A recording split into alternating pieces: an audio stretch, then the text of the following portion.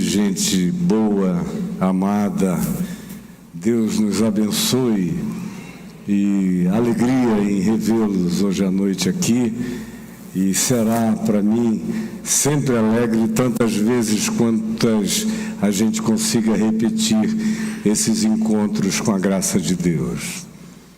Obrigado, querido. Eu estava muito cansado e eu ando muito cansado, trabalhando muito, correndo muito, envolvido com uma quantidade grande de demandas e compromissos, e sem tirar férias há 5 anos. Férias. Eu viajo muito, mas sempre trabalhando, com a mente ocupada de dia e de noite, e com demandas de todas as naturezas. Mas aquele tipo de descanso que você sai sem mais ninguém, só com a sua companheira, no máximo 1, 2, 3 filhos, ou 1 neto ou 2 netos, para dar aquela relaxada. Já tem algum tempo que eu não consigo fazer isso, mas não tem causado nenhum mal a mim. Ao contrário, dia a dia, enquanto eu envelheço, eu me sinto mais forte. E tanto mais quanto os anos passam e eu me aproximo daquela hora maravilhosa de atravessar na direção da eternidade de todas as coisas e da significação absoluta da razão pela qual eu estou nesse mundo e nele vivo com toda a alegria, amor e fé, operando em Cristo Jesus com sinceridade em todas as coisas, mais fortalecido, revigorado, eu me sinto e sei que estou no Evangelho de Jesus. Esse é o paradoxo do Evangelho, é que você enfraquece forte, você envelhece jovem, e você se aproxima da partida com a força daqueles que já chegaram, cada dia mais. E é assim que, pela misericórdia de Deus, eu tenho vivido, em nome de Jesus. E hoje, depois de um almoço gostoso e na melhor companhia possível, eu fui tentar tirar um cochilinho para a gente vir. Eu olhei no início, quando nos despedimos, o Tomás me falou: sobe logo que você ainda tem umas 3 horas antes de eu passar para te pegar. Mas só aquela despedida ali no hall do hotel, quando eu cheguei no quarto, que eu olhei, que eu botei o despertador para me chamar meia hora antes dele chegar, eu vi que eu só tinha mais 1 hora e 50 minutos, deduzidos os 30 para eu me arrumar e te encontrar. Eu falei: como as 3 horas já encolheram rapidinho, mas eu vou descansar. Mandei um áudio para minha mulher, falei: depois que eu acordar eu te chamo, mas eu vou descansar. E aí botei num joguinho do Flamengo e do Corinthians para dar uma distraída, para pensar em outra coisa, ver aquele monte de perna de pau correndo para lá e para cá, porque eu sou do tempo em que o pessoal jogava bola ainda, né? Hoje em dia eles correm atrás da bola com cada vez velocidade maior, mas a bola não corre atrás deles, é um negócio impressionante. E eu joguei uma boa bola, quiseram até me profissionalizar, não aconteceu por outras razões, mas essa é uma outra história, graças a Deus que não virou história, virou só potencial e perspectiva. Todavia, quando eu falei, eu fui ali olhando, e aquele jogo vai para lá, vem para cá, e eu digo: isso aí vai demorar muito a acontecer alguma coisa. Era tudo que eu queria, que não acontecesse nada mesmo, até porque eu não torço por nenhum dos 2 times. Eu sou um botafoguense, e quando você é botafoguense, você aprende a não torcer por time nenhum, que é para não se frustrar tanto. Eu não torço pelo Botafogo nem quando ele está ganhando todas. Eu fico dizendo: mas olha, vai virar isso ao contrário. como no ano passado, que ele ganhou 14 seguidas, deixou todo mundo para trás, aí todo mundo vinha me parabenizar. Eu digo, por favor, não se preocupem com isso, porque a alegria não será minha, será toda de algum de vocês, ou de alguns de vocês, mas do Botafogo não será, porque eu tenho certeza que não será. E o que é maravilhoso, porque deixa você num estado de desilusão, pisando no chão da realidade. E eu adoro desilusão, porque não tem nada pior do que ilusão. O Botafogo é o time perfeito para quem ama a realidade, porque ele faz você viver com o pé no chão, sem miragem, sem equívoco. Aí eu estou lá olhando para aquilo e foi me dando um soninho, eu zerei o som, programei para aquilo apagar e cochilei.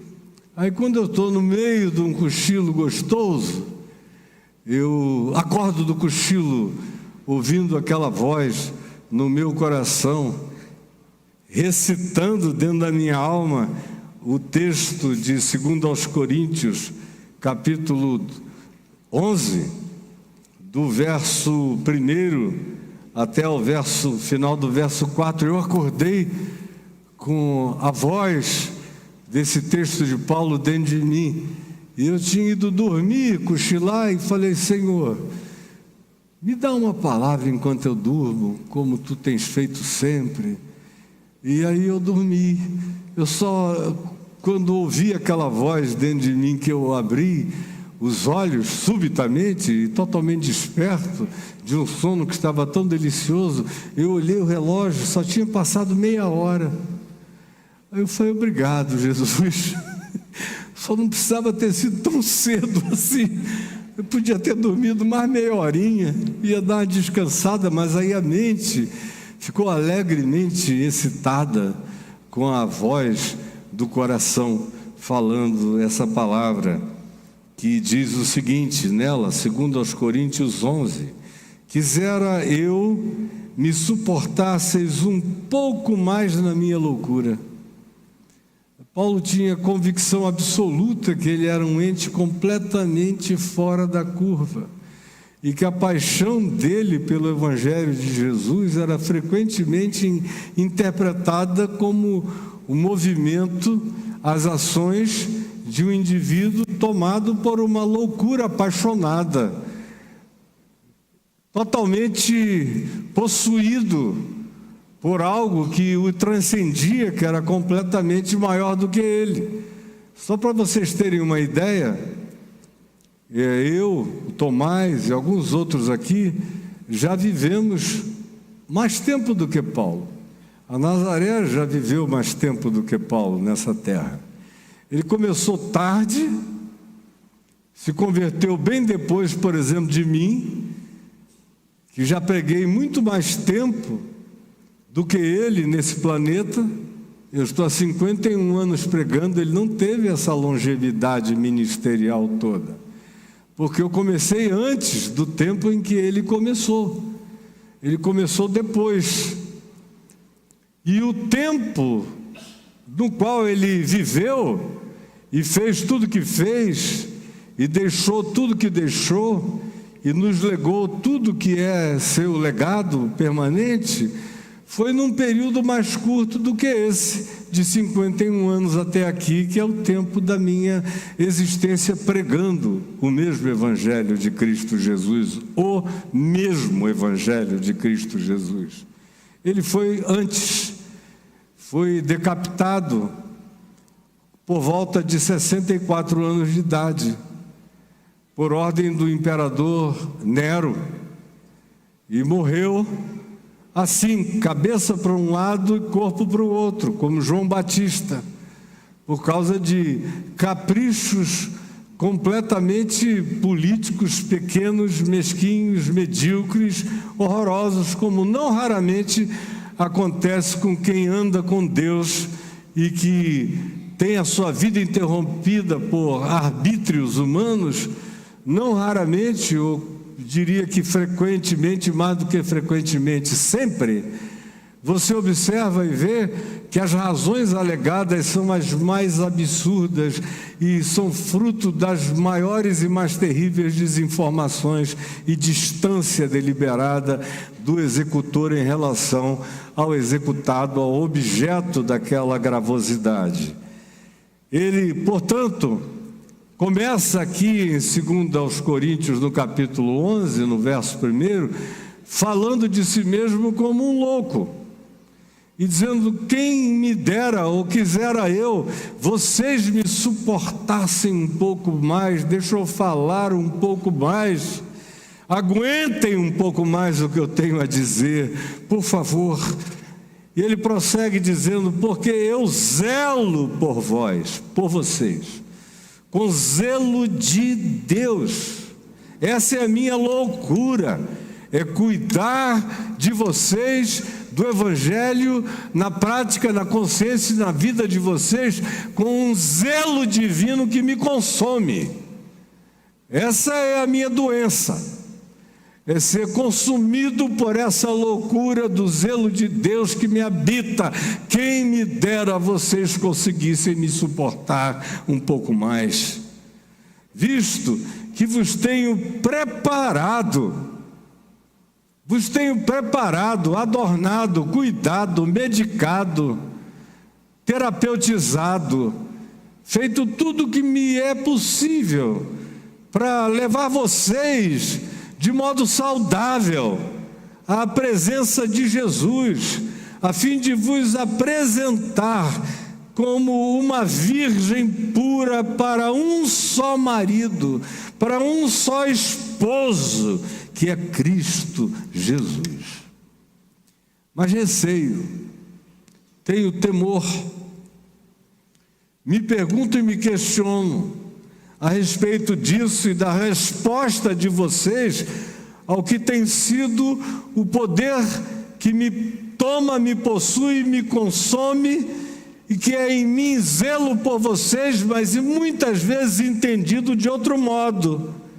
Por isso, eu carrego esse receio de que, apesar de todo esse esforço e de toda essa deliberação, decisão e vontade, aconteça sempre com cada um a mesma coisa que aconteceu com Eva, conforme a descrição de Gênesis, no capítulo 3, e que Paulo diz, aludindo àquela referência de Gênesis, o seguinte: sim, receio que assim como a serpente enganou a Eva com a sua astúcia, com o seu ludíbrio, com as suas ilusões, com as suas miragens, com os seus enganos, com as suas promessas, com as suas falácias, com os seus discursos, com os seus superlativos que Deus não prometeu, com a construção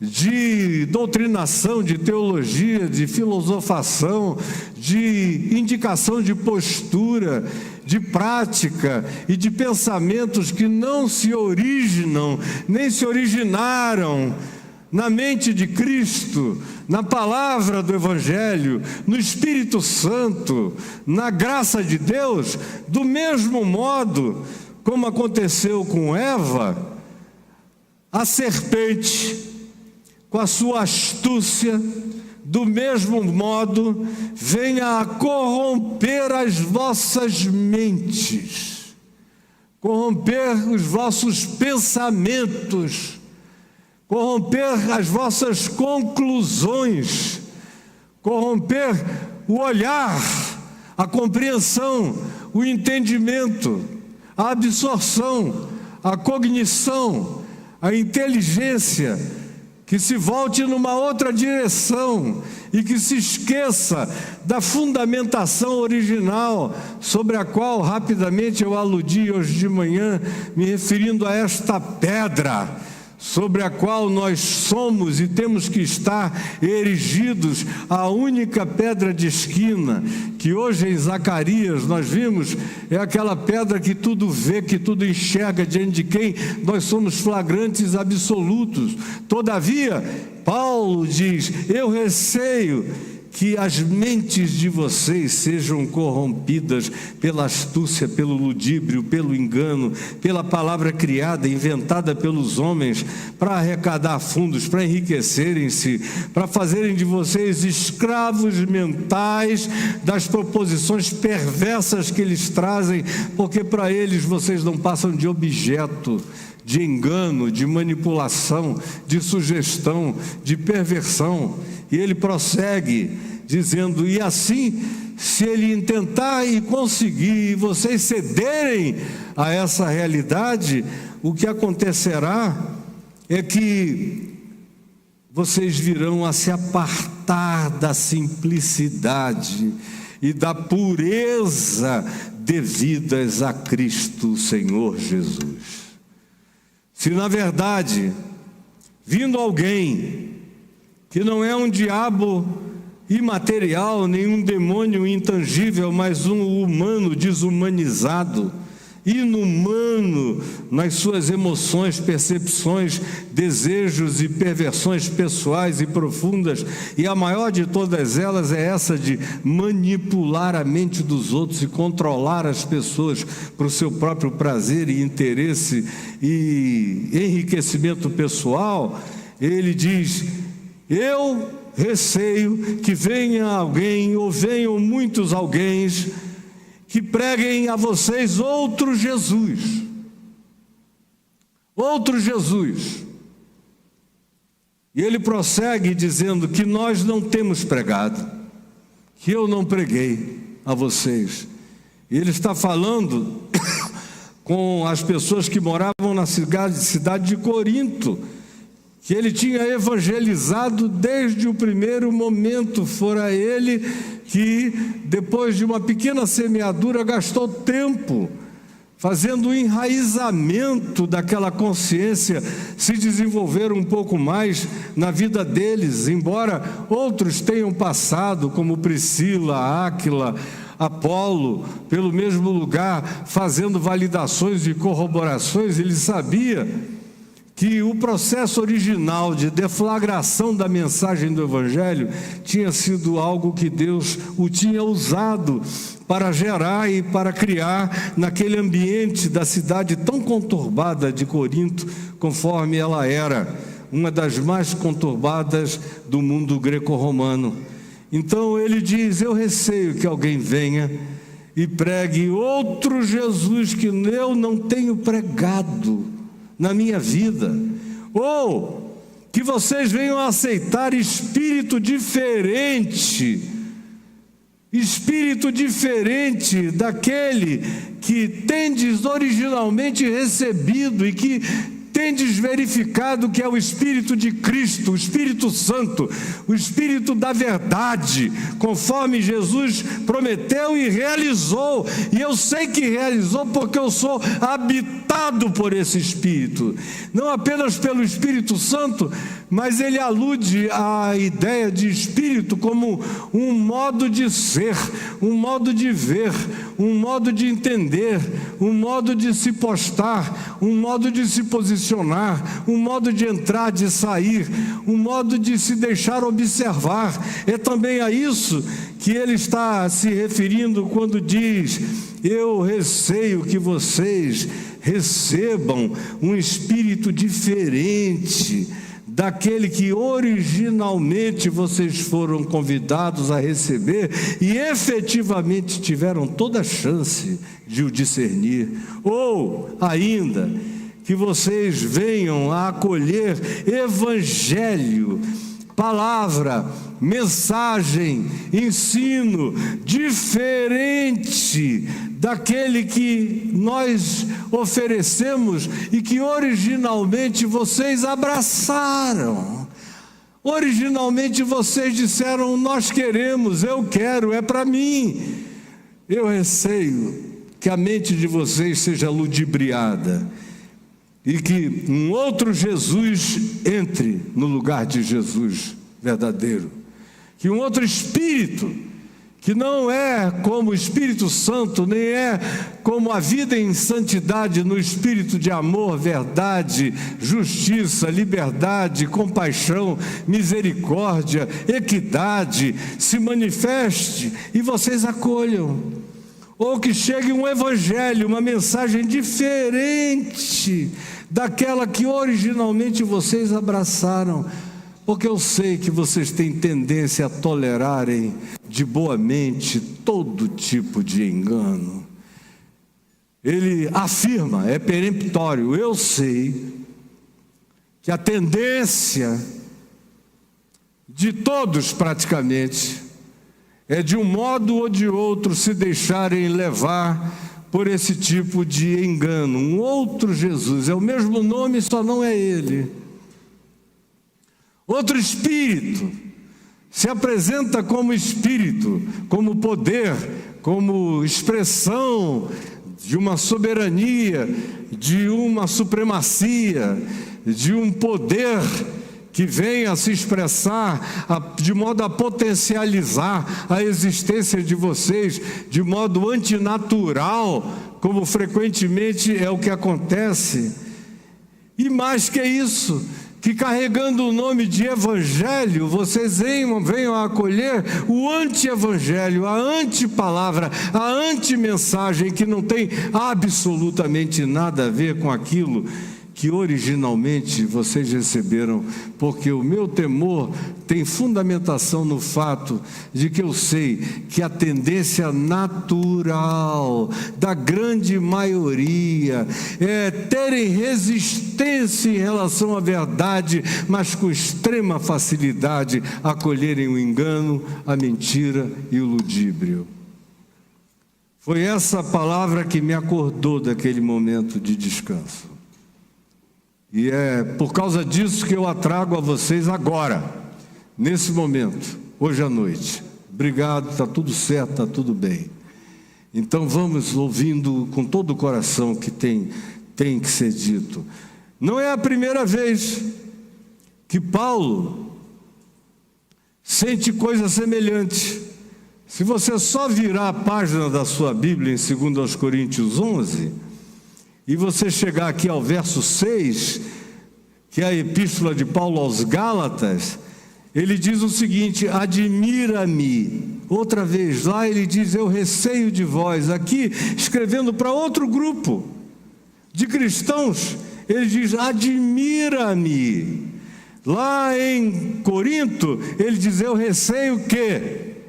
ainda não tinha acontecido, mas ele sabia que tinha um potencial enorme de que viesse a acontecer. Um outro Jesus ser entronizado no lugar do Cristo real, histórico, manifesto e encarnado em Jesus. Um outro espírito, diferente do espírito de amor, de graça, de compaixão, de bondade, de sinceridade, de transparência, de verdade, conforme ele e todos os que tinham andado com Jesus tinham entendido e acolhido. E um outro evangelho que tinha só nome, fachada, promessa, mas que não carregava verdade nas suas entranhas e tampouco nas realizações da graça de Deus manifestas na vida daqueles que viessem a abraçá-lo. Aqui, escrevendo aos Gálatas, ele diz, já num estágio mais evoluído desse câncer, dessa doença, admira-me que estejais passando tão depressa, passando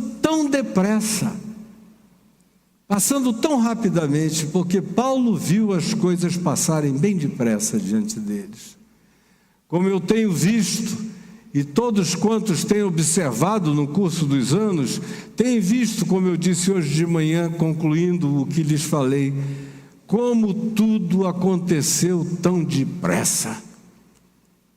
Há meio século atrás, havia um outro povo de Deus, um outro povo cristão, com um outro Jesus, com um outro Espírito, com um outro Evangelho. E 30 anos depois, 25 anos depois, eu já assistia com os meus olhos a desfiguração profunda, absoluta de tudo aquilo, ao ponto de chegarmos aonde chegamos.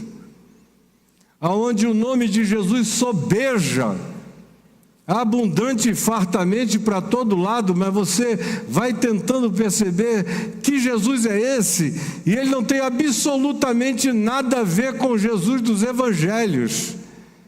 É um Jesus que unge a quem diz que gosta de matar, é um Jesus que aprova todo tipo de segregação, de separação, de preconceito, de dissimulação, de ódio e de engano. É um Jesus que tem preferência por determinadas ideologias políticas. É um Jesus que se associa àqueles e àquilo que Jesus jamais se associaria, quando eu digo o Jesus do Evangelho. Ou seja, admira-me também como ele se admirou de que tenha sido tudo tão rápido, que tenhais passado tão depressa daquele que vos chamou na graça de Cristo para outro evangelho. E vocês foram com uma rapidez enorme, porque não tinham raiz plantada. E ele continua aqui aos Gálatas, no capítulo 1, no verso 7, dizendo: o qual, esse outro evangelho, não é outro, senão que há alguns que vos perturbam e querem perverter o evangelho de Jesus na mente e no coração de vocês. É a serpente dissimulada falando nos púlpitos das igrejas, nos lugares que anteriormente foram bastiões de manifestação da verdade simples de Jesus e que foram completamente corrompidos pelo dinheiro, pelo amor à fama, pelo desejo de enriquecimento, pela teologia chamada da prosperidade, pela teologia do domínio político, do desejo de controle sobre poderosos do mundo e da ambiência política, para que a igreja, entre aspas, tenha poderes absolutos na terra. Sim, me admira que no caso de vocês isso esteja acontecendo. Isso não é outra coisa senão trabalho dessa serpente feita gente, feita homem, com cara de gente, mas é engano maligno total e absoluto, que trazem a vocês todos os dias essa miragem. Mas ainda, prestem atenção, olhem para mim, prestem atenção. Eu quero que vocês me suportem só um pouco mais na minha loucura. Mas ainda que nós, ou mesmo um anjo vindo do céu, isso é muito forte, quando ele diz ainda que eu, se eu que ensinei esse evangelho a vocês, vier e mudar o evangelho original, eu, Paulo, quando ele diz ainda que nós, é a mesma coisa que dizer ainda que eu. Ou todos os apóstolos se reúnam e digam que o evangelho de Jesus mudou. Não interessa.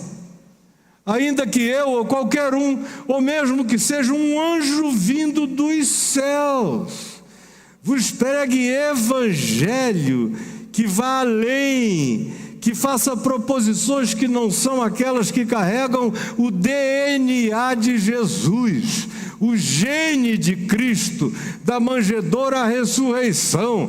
Se for outro, mesmo que diga, não, isso aqui aconteceu, mas o que nós temos é uma nova revelação, é um novo mover, é um novo olhar, é uma nova visão. Se vier qualquer coisa que pretenda deixar vocês aquém, ou pretenda colocar vocês além do que em Cristo, através de mim, através de nós, vocês aprenderam, mesmo que seja um anjo vindo dos céus, pregando algo que eles apelidem de evangelho, mas que vá além do que temos pregado, eu digo que seja anátema, que seja rejeitado, que seja repelido, que vocês sejam veementemente definidos e claros em relação a saberem de quem são, a quem pertencem, o que querem, como desejam viver, e em relação à prática inquestionável da vida de vocês, que nada mais é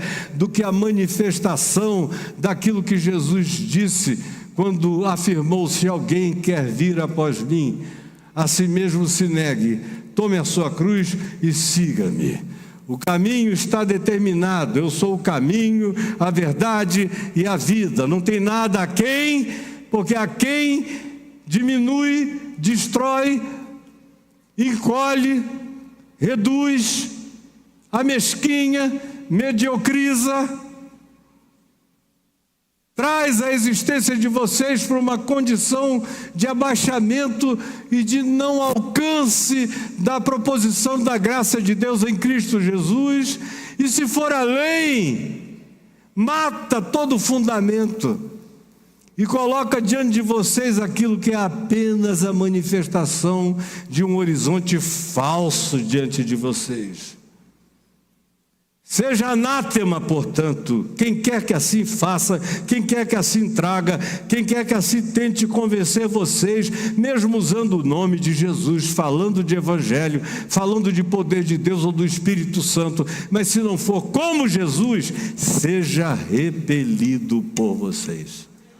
Porque, como já dissemos e agora repito, se alguém vos prega evangelho que vá além daquele que recebeste, seja anátema, ou seja objeto da repelência da consciência de vocês. Não aceitem, não acolham, não introjetem, não abracem.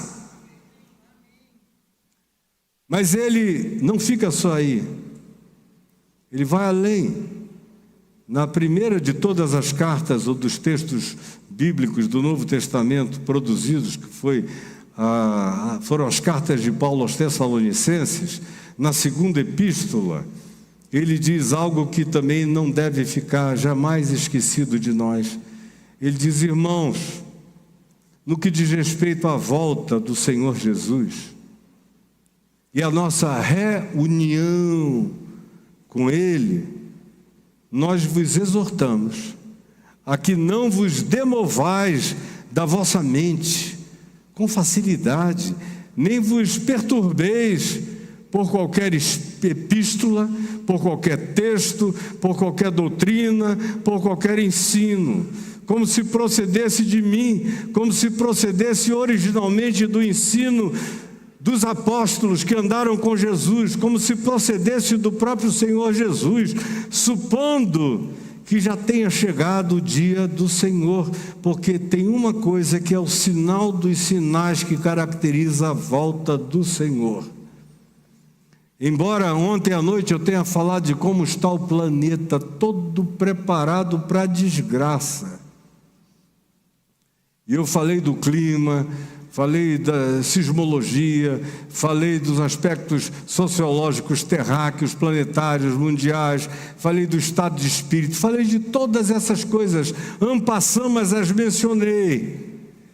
Mas Paulo diz que há uma delas, que é a mais poderosa evidência de que a gente está se aproximando de uma hora completamente definitiva, quando ele diz: ninguém de nenhum modo vos engane, porque o Senhor Jesus não vai voltar sem que antes aconteça, sem que primeiro venha a apostasia e seja revelado o homem da iniquidade, o ser humano que vive, que se satisfaz, que se alimenta da iniquidade. Que tanto será um indivíduo que manifestará isso, como uma geração de indivíduos que viverão do mesmo modo, que acolherão esse estado de coisas e esse espírito. E ele prossegue e diz: vocês fiquem completamente atentos, porque esse tempo de apostasia vai chegar, e eu digo a vocês, já chegou. Nós tivemos, no curso desses 2000 anos, muitos momentos de apostasia. E aí você pergunta: o que é apostasia? Vem da palavra grega antiga apostates, que significa ficar distante de, e se distanciando gradativamente do que é original, do que é a verdade no seu sumo, na sua essência, na sua realidade, do entendimento visceral do significado do Evangelho de Cristo Jesus e da vivência do Espírito de Jesus em nós, e do entendimento do significado do que é a boa nova, pela qual Jesus viveu, em razão da qual Ele morreu e por cujo poder Ele ressuscitou de entre os mortos e para cuja realização absoluta Ele vai voltar. Tomem cuidado, porque a apostasia é o sinal dos sinais, a evidência das evidências em relação a tudo isso que com vocês eu estou falando. E o que a gente assiste é esse distanciamento, que agora já não é gradativo, ele anda a passos largos. A gente vê e não dá mais para contar em anos. Durante cada ano cabem tantas mudanças horrorosas e invenções pavorosas na cabeça das pessoas, no ensino, e o abraçamento indiscriminado das realidades mais anticristo, mais anti-evangelho, mais antivida, mais díspares possíveis em relação a Jesus. E as pessoas vão acolhendo com uma rapidez enorme e apelidando aquilo pelo nome maligno e enganoso que a essas coisas se emprestam. E só são perversas porque são feitas em nome de um Jesus que não é o Cristo, em nome de um Espírito que não é o Espírito Santo manifesto por Jesus, e em nome de um Evangelho que não carrega a boa nova da graça de Deus, mas apenas a pretensão de enriquecimentos e poderes e famas e glórias humanas, corrompendo, como ele disse originalmente aos de Corinto, do mesmo modo que a serpente corrompeu a Eva, do mesmo modo vocês podem ser corrompidos, porque a tendência a acolher as promessas de facilitações mentirosas é intrinsecamente presente nos elementos mais íntimos e viscerais da alma, da mente e do coração de cada um de nós humanos. E no ambiente da fé, há uma preparação, uma predileção extraordinária para que aquilo que soe de maneira mais extravagantemente poderosa, ou empoderante, ou extraordinária, ou absolutamente capaz de divinizar o ser humano, colocando num poder de ostentação absoluta, são justamente essas coisas que mais nos corrompem, nos atraem, nos seduzem, nos enganam. E a gente olha em volta, e tolere-me um pouco mais na minha loucura, mas a gente olha em volta e é isto que a gente vê avassaladoramente dominando, como um câncer em estado de metástase acelerada, tomando conta de tudo e de todos, de modo que sobram poucos, com o mínimo de saúde na consciência e na prática da fé. Paulo não está só naquilo que ele diz. Aqui, na epístola do apóstolo João, no capítulo 4, ele nos fala a esse respeito também, quando ele diz: amados, não deis crédito a qualquer espírito. A pessoa aparece, começa a falar, quando a gente vê, já tem milhões indo atrás, e se a promessa é de você receber milhões, se for atrás, aí milhões vão atrás dos milhões. Milhões vão atrás do engano, e João sabe disso. Não deis crédito a qualquer espírito, antes provai os espíritos se procedem de Deus, porque muitos falsos profetas têm saído pelo mundo afora. Nisto reconheceis o Espírito de Deus. E ele diz: todo espírito que confessa que Jesus Cristo veio em carne, que diz que Deus estava em Cristo e que Jesus é a manifestação do Cristo eterno andando entre nós, com altura, carne, sangue, cheiro, pele, vida, manifesta aos nossos sentidos, esse Espírito fala e vem da parte de Deus. Se disser que Deus estava em Cristo, que Jesus Cristo veio em carne, não era uma miragem como alguns da filosofia gnóstica propunham, não. Ele era Deus encarnado entre nós.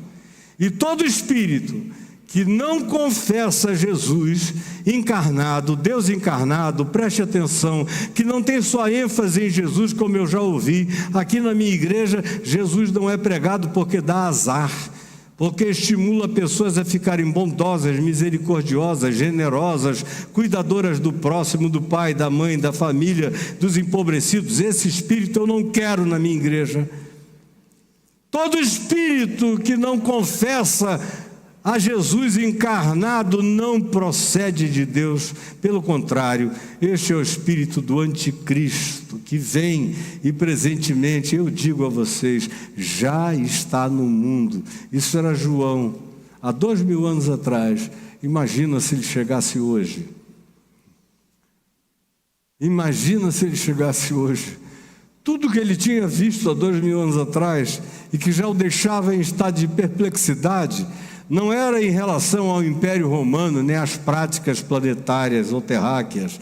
Ele estava se referindo àquilo que ele via, àquilo que ele já estava enxergando como realidades em estado de acontecimento nas comunidades que ele entendia como sendo comunidades do Evangelho originalmente, que estavam num aceleramento enorme, deixando de ser, sem que ninguém percebesse. Porque os apelidos, as semânticas tinham sido mantidas, as conotações é que tinham sido alteradas, mas o nome Jesus era chamado ou botado na placa lá na porta para atrair pessoas, gargantas largas e profundas. O espírito de empoderamento estava para todo lado, crescendo. Imagina hoje. E o evangelho, com esse nome de evangelho, ou de evangélicos, que significa aquilo e aqueles que carregam a qualidade do evangelho, teriam se transformado em engano, em estelionato total e absoluto. Por isso, ouçam outra vez o texto que me acordou hoje à tarde, quando Paulo diz: porque eu zelo por vós com zelo de Deus, visto que vos tenho preparado para vos apresentar como virgem a um único esposo, que é Cristo. Mas receio que, assim como a serpente enganou a Eva com a sua astúcia, assim também sejam corrompidas as vossas mentes e se apartem da simplicidade e da pureza devidas a Cristo Jesus. Se na verdade, vindo alguém, prega outro Jesus que não temos pregado, ou se aceitais espírito diferente do que tendes recebido, ou evangelho diferente que não tendes abraçado, eu receio que isso aconteça com vocês, porque vocês têm uma tendência a se inclinarem na direção do que parece, mas não é. E esta é chocante verdadeiramente a verdade do Evangelho pertinente a nós, a todos nós, sem exceção. É para a gente manter o coração em estado de consciência vigilante, porque nós estamos vivendo os dias mais gravosos que já se viveu na face da terra, desde que o Evangelho da graça de Jesus foi anunciado. O que você ouve o tempo todo é um outro Jesus, o nome é o mesmo, mas não tem nada a ver com Jesus do Evangelho. É só um nome gritado para todo lado: em nome de Jesus, Jesus, Jesus. E vocês ficam impressionados. Meu Deus, a pergunta não é que nome poderoso é esse? A pergunta é: a quem você se refere quando menciona esse nome? Aqui mesmo em São Luís eu já encontrei 3 ou 4 Caios, mas nenhum deles sou eu. Eu espero que sejam gente boa, porque todos eles, quase todos eles, são crianças ainda, com toda a chance de se desenvolverem linda e belamente. Mas tem o mesmo nome. Ontem eu até perguntei a um deles, que há pouco eu despedi ele na porta, porque foi para casa, chegou aqui, não encontrou os primos, e aí falou para o vozinho dele: vô, eu não quero ficar hoje não, porque eu já estou entediado. Aí eu olhei para ele ali, eu falei: vai para casa, mozinho, vai lá mesmo, você deve estar entediado, vai lá. Mas para esse mesmo, ontem à noite, ele estava lá no restaurante com a gente, eu perguntei: você sabe o significado do seu nome? Aí ele falou: feliz. Eu falei: de fato é feliz, é alegre. Lá em Roma, eu disse a ele, de onde vem esse nome? Caio. Por isso os imperadores romanos, os Césares, carregavam frequentemente esse nome Caio na construção da estrutura do nome deles, por causa do significado: feliz, alegre, venturoso. E mais do que isso, significa também alegria e cajado, e poder e cetro. Aí ele ficou me olhando, eu falei: tinha uma frase, que está até aqui nesse meu anel. Nesse anel está escrito ubi tu Caius, ubi ego Caia, que foi o que a minha mulher me deu quando eu fiz 50 anos. Ela disse: eu quero que você use este anel até o fim da sua vida. E nele está escrito ubi tu Caius, ubi ego Caia, em latim, que significa: aonde estiver a tua alegria, ubi tu Caius, ubi ego Caia, ali será também o lugar da minha alegria, da minha felicidade. É um nome. Mas nem todo Caio é feliz, nem todo Caio carrega o que o nome propõe. Eu fui educado pelo meu pai, que também se chamava Caio, e que teve o nome dado pelo meu avô, que era um latinista amante, portanto, dos significados de todas as coisas em latim, e se comunicava em latim, e lia latim, tanto quanto meu pai, e aquela geração que tinha no latim a língua original principal. Quando você era bem educado, você aprendia latim e francês. No século XIX, por exemplo, de onde ele vinha, meu avô e meu bisavô. E ele botou o nome do filho dele, que nasceu no início do século XX, meu pai, de Caio, Fábio, 2 nomes latinos. E meu pai botou o meu nome, de Caio Fábio, filho. Agora, isso não significa nada, depende de quem você é. Do contrário, é só um nome. Como hoje de manhã eu disse que o nome Josué é equivalente ao nome Jesus, do seu significado. Mas há muitos Josués, assim como há muitos Jesuses. E os Jesuses são muitos e variados por esse mundo afora, e que são completamente antitéticos, antagônicos, são completamente adversos em relação ao significado do nome e da vida e do caráter e da encarnação de Jesus, do que ele encarnou e manifestou. É só um nome. Não fique impressionado com o nome de Jesus. Seja apaixonado, enlouquecido pela pessoa de Jesus, pelo caráter de Jesus, pelas ações de Jesus, pelos atos de Jesus, pelas compaixões de Jesus, pela graça de Jesus, pela justiça e verdade de Jesus, conforme você encontra na encarnação, porque todo espírito que é da parte de Deus confessa o Cristo encarnado. Confessa que Deus estava em Cristo reconciliando consigo o mundo. E alguém é tanto mais lúcido e consciente de Deus, quanto mais creia, assuma e viva, entenda e chame para si o compromisso com essa realidade o máximo que possa. E nenhum de nós alcançou isso em plenitude, mas todos nós podemos chegar infinitamente mais próximos do que temos chegado. De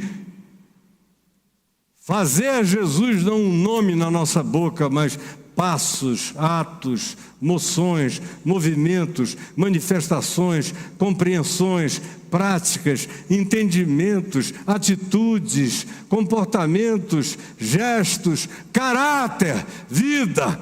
Você, pessoa, andando na face da terra, um pequeno Jesus, um Jesusinho de amor entrando e saindo aonde quer que você esteja, vá ou chegue. E isto é possível. Eu sei que é.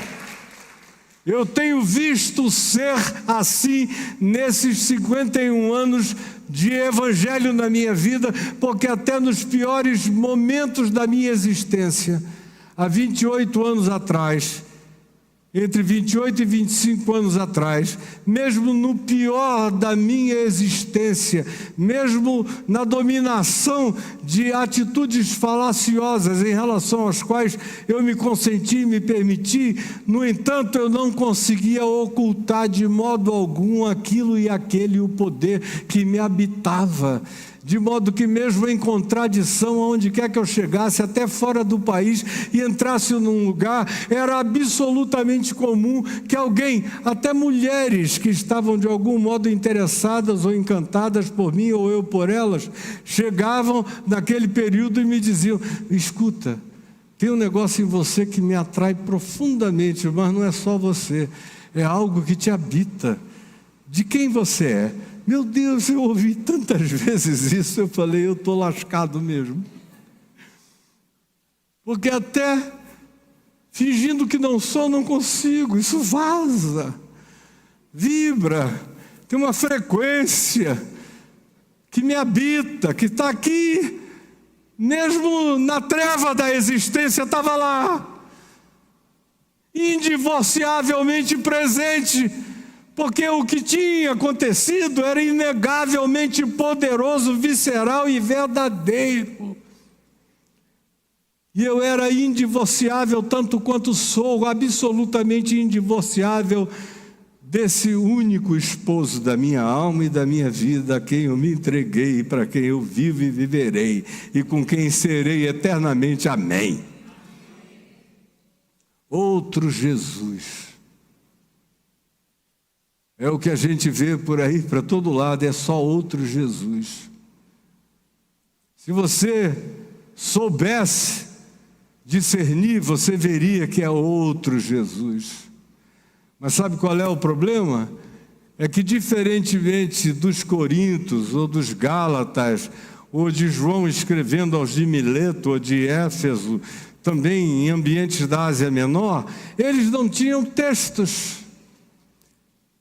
Não tinham evangelho para ler, não tinham as histórias, as parábolas, os ensinos, as manifestações de Jesus com eles.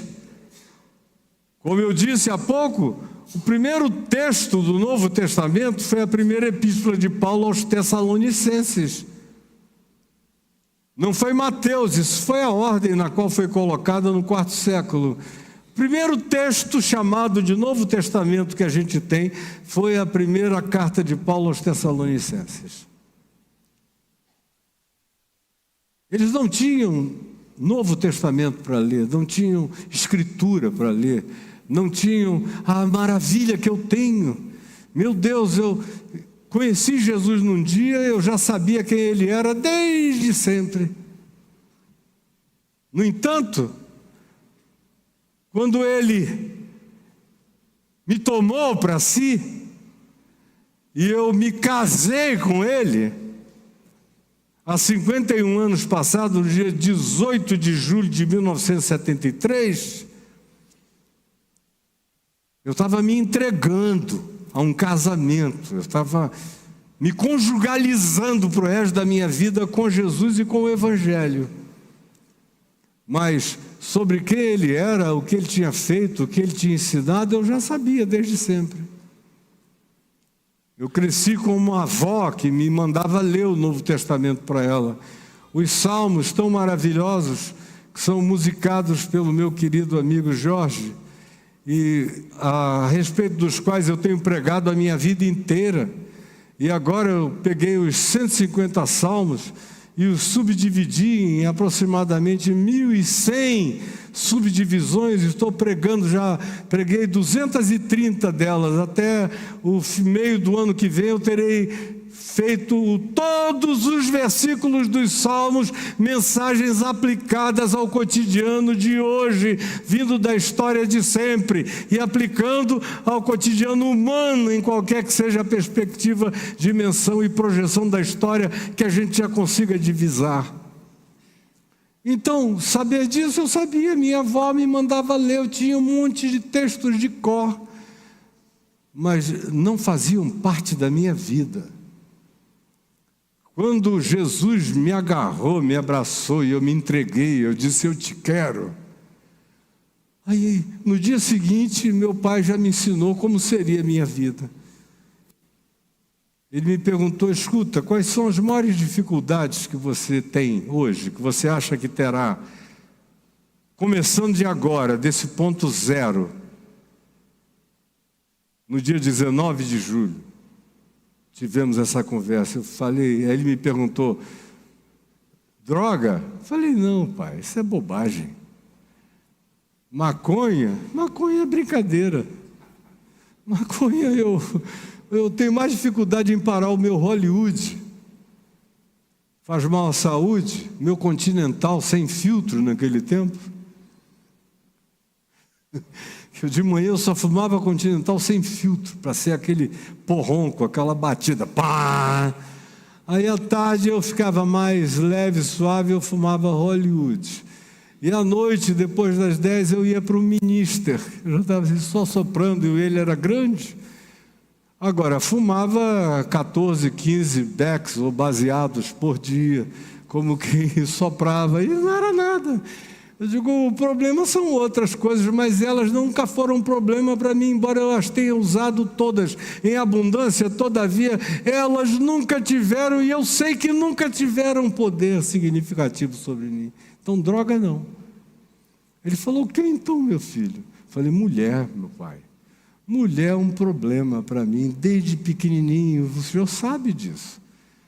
Eu fui inaugurado com 5 anos de idade por uma menina de 15, fiquei 2 anos feliz da vida, de 5 aos 7, sendo usado por ela, aquela amazona, completamente poderosa, e ansiosa e voluptuosa, e eu, um menino que não sabia de nada, mas de algum modo entendia o que estava acontecendo. Eu dizia: não sei bem o que é, mas é maravilhoso.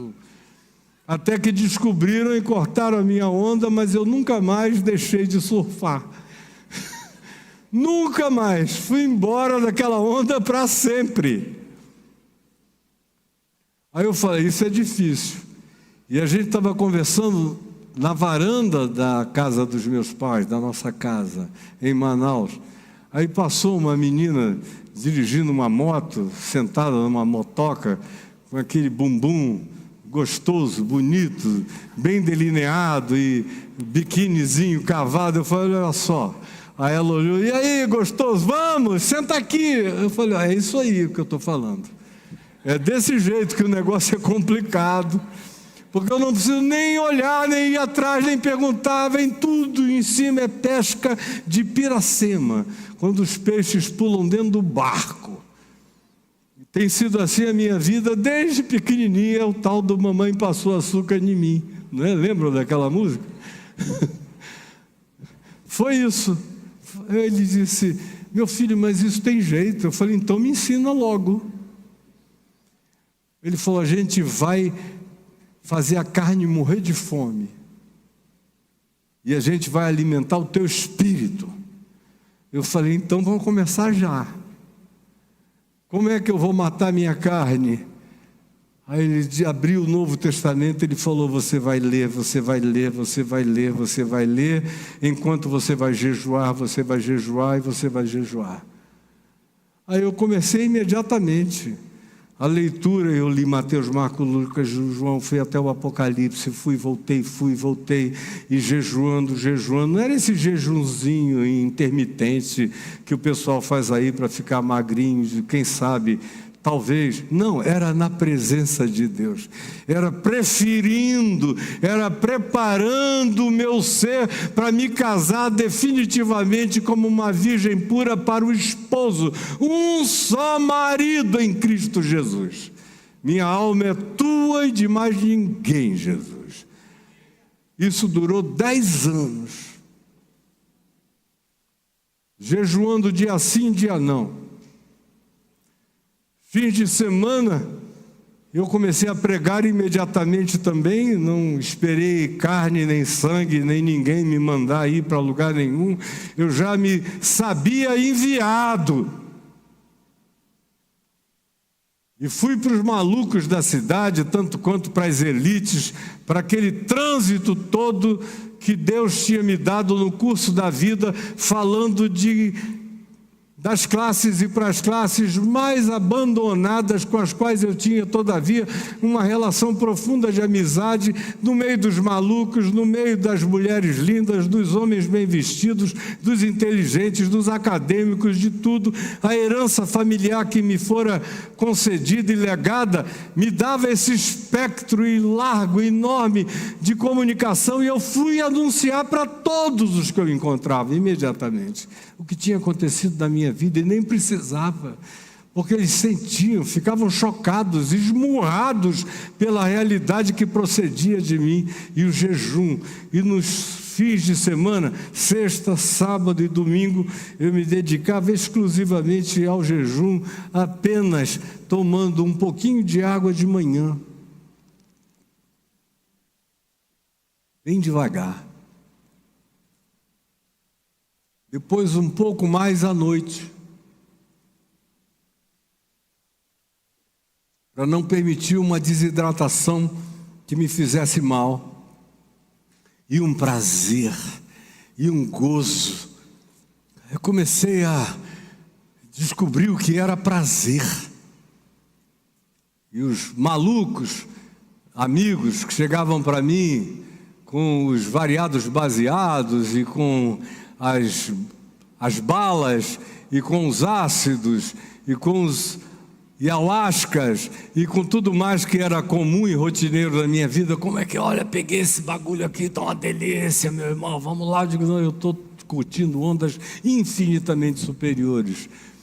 É como? Eu falei: jejuando e orando. Cara, eu pensei que era doido, eu vi que era um careta. Doido eu sou agora. É outro nível de percepção. O mundo está se abrindo, minha inteligência está crescendo, minha memória está aumentando, eu estou me dilatando, me alargando, tem um negócio infinito crescendo em mim, eu estou grávido da eternidade. Aí diziam: você está doido. Eu digo: mas você não tem ideia do quanto. Mas você vai ver que a minha loucura é duradoura, e é eterna, e é permanente, e é imutável, e vai ficar para sempre. Outro Jesus, mas que não é o encarnado, e que não se manifesta e não se encarna na gente. Outro Espírito. Como ele diz: eu temo que vocês acolham outro espírito, que não é aquele que originalmente vocês ouviram e receberam, mas que podem gradativamente irem fazendo concessão para outras perspectivas que se tornem outras compreensões, outros modos de vida, outras atitudes, outras interpretações. mas que não tenham absolutamente nada a ver com aquilo que originalmente foi o que eu trouxe para vocês. E outro evangelho, que só carrega esse nome, mas a promessa não seja ancorada na vida eterna, e sim na terra, não na vida eterna, mas sim na terra, não nos tesouros infinitos e celestiais, mas em mamon, em dinheiro, em grana, em poder, em prosperidade, e que pelo que vocês farão qualquer negócio para obter, e servirão a um Deus que tem nome de Jesus, mas é diabo. E vão cantar louvores, e vão dançar para Ele, e vão fazer festas, e vão fazer marchas, e vão fazer passeatas, e vão fazer tudo isso, e vão levantar bandeiras, e vão eleger presidentes, e vão odiar os diferentes. Tudo isso em nome desse Espírito, que é apelidado de Espírito de Deus, mas não é de Deus, é maligno, é a serpente na astúcia e na dissimulação dela. E um outro evangelho, que não é o evangelho da graça, do acolhimento, do abraço divino para com toda a humanidade, que nos garante que nós temos um advogado junto ao Pai, Jesus Cristo justo, que é a propiciação pelos nossos pecados, e não somente pelos nossos próprios, mas ainda pelos do mundo inteiro. Outro evangelho, que só tem apelido de evangelho, mas se ancora em realidades diametralmente opostas àquelas que Jesus propôs. E eu receio de vós, que assim como a serpente enganou a Eva com a sua astúcia, vocês sejam do mesmo modo enganados. E como já lemos, ele disse aos Gálatas, só virando a página: eu me admiro que tão depressa tenhais passado deste para aquele, com uma rapidez imensa, enorme. Ou como João disse àqueles que o leram: vocês não aprenderam a discernir o que é o Espírito de Deus, o Espírito de Cristo e o Espírito do mundo, o espírito da antivida, do anticristo, do anti-evangelho, porque vocês não entenderam a centralidade absoluta e a necessidade de vocês se voltarem para o Jesus da encarnação. E aí eu volto onde eu tinha parado, que é dizer da nossa vantagem extraordinária em relação aos Coríntios, em relação aos Gálatas, em relação aos de Éfeso, em relação àquela geração com a qual Paulo, João, mencionados por mim aqui, se comunicaram, porque eles não tinham um único texto. Mas o que eu estava dizendo é que depois daquela conversa na varanda, meu pai foi e disse: olha, está aqui, tudo na tua mão. Você vai ficar íntimo de Jesus, meu filho, íntimo, íntimo, íntimo, mais íntimo do que Pedro, porque você vai aprender com os erros de Pedro. Você vai ficar íntimo, pode ficar mais do que Paulo, que você vai aprender com os equívocos de Paulo também.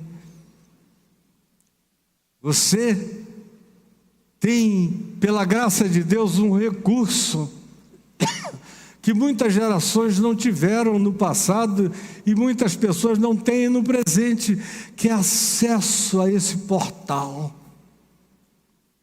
Eu não estou falando da Bíblia de capa a capa, eu estou falando dos evangelhos que contam sobre Jesus histórico, o Cristo de Deus encarnado, feito carne entre nós. E aí eu tinha o melhor de todos os exemplos contemporâneos que eu pudesse ter, que era meu próprio pai, que encontrou Jesus lendo a Bíblia sozinho, no Novo Testamento, de Mateus até João, começou a ler às 3 da tarde, 3 da madrugada, ele tinha chegado em João 19 e estava de joelhos, diante de Jesus, ele que tinha sido um agnóstico a vida adulta toda, agora de joelhos, sozinho na cozinha, dizia: Jesus, me perdoa, fui eu que te matou. Quem te matou não foram os romanos, nem foram os religiosos judeus, nem foi carne nem sangue, fui eu. Se não tivesse mais ninguém, mas só eu tivesse existido nesse mundo, aquela cruz teria se erguido por causa de quem eu sou. Me perdoa, Jesus. E ele ouvia aquela voz retumbante no coração dele, perguntando: e tu perdoas os teus inimigos? E já na terceira vez ele se levantou, entendeu, ele tinha 8 inimigos, ele foi até a sala da nossa casa, pegou 8 cartões de Natal, era a véspera do Natal, faltava um mês mais ou menos, e mandou para os 8 inimigos, dizendo-lhes: aquele que disse, eu sou o caminho, a verdade e a vida, me concita a vir à tua presença e te pedir perdão por todo e qualquer mal que eu possa te ter feito, e também me manda dizer-te que tu estás perdoado de todos os males que contra mim tu praticaste, em nome de Jesus, amém. E pronto. Eu vi a levitação, eu vi a transmutação, eu vi aquela metamorfose, eu vi a eclosão daquele ser novo, lindo, maravilhoso, que explodiu na minha cara, tão fascinantemente que me apavorou e eu saí correndo. E voltei só 6 anos depois,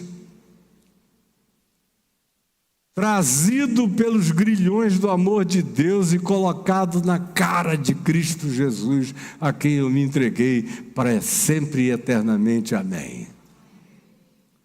Outro evangelho, e que não é esse evangelho que você tem aqui, que você pode conhecer profunda e intimamente, caso você queira. Agora, você não vai conhecer Jesus procurando quem é que está com mais seguidores na internet, seguindo as modas enlouquecidas à nossa volta, ou entrando em grupos, em igrejas, só porque tem um movimento enorme, estádios cheios e gente se balançando para lá e para cá, e você ouve, e o que eles estão ensinando, estão dizendo, estão pregando, estão prometendo, é antagônico a tudo aquilo para o que Jesus nos chamou, porque de fato não é sobre o Cristo encarnado que eles estão falando, é sobre o Jesus da enganação que eles estão propondo.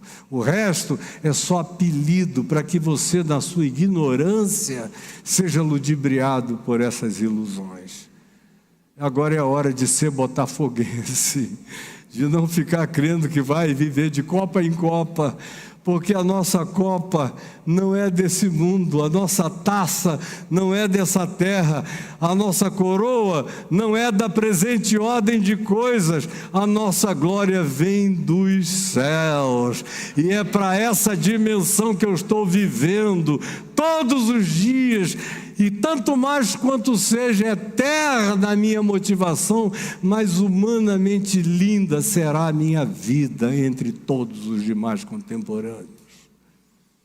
Mas eu receio, diz Paulo, que assim como a serpente enganou a Eva, vós também venhais a ser enganados pelo ludíbrio desse dissimulador, porque pode ser que vocês acolham e confessem o nome de um Jesus que não é o Cristo, que vocês queiram o poder de espíritos que não é da santidade da parte de Jesus na vida de vocês, e pode ser que o evangelho se transforme apenas numa casa, num lugar de reuniões aonde o evangelho da graça não é pregado, o significado do que Jesus fez por nós na cruz não é manifesto, e o poder da ressurreição não é oferecido como força para viver vitoriosamente, atravessando a vida, o mundo e o inferno, sem medo e sem temor de nada nem de coisa alguma. Eu receio que vocês fiquem só com a casca que não haja metamorfose, a borboleta nunca voe, e que vocês vivam vida de lagarta, dizendo que foram metamorfoseados por coisa nenhuma de fato, e sejam apenas filhos do engano, e não filhos da luz, da manifestação, que é a nós prometida em Cristo Jesus. Foi o que hoje à tarde, no meio do meu cochilo, eu fui acordado para dizer a vocês, e já disse o que eu tinha a dizer. Eu espero que você tenha coração para ouvir e disposição para acolher, em nome de Jesus. Amém, amém e amém.